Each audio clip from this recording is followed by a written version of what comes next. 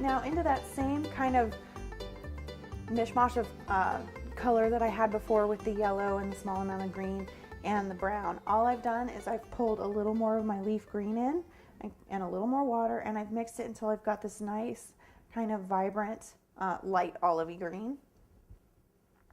And what I'm going to do, if you notice I've got a much smaller brush, is I'm just going to kind of work this green color very lightly in between where my yellow and brown is.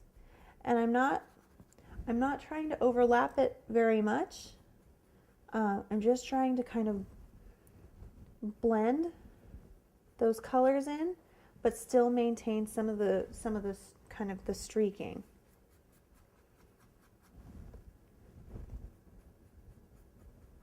And the same thing goes here. You can do some strokes, you can do some kind of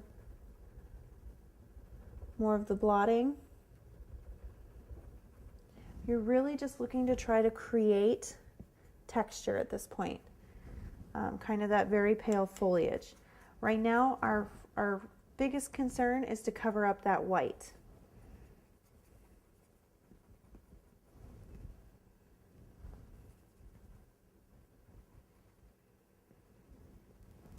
And if it starts to get too dark or too thick, go ahead and add a little more water.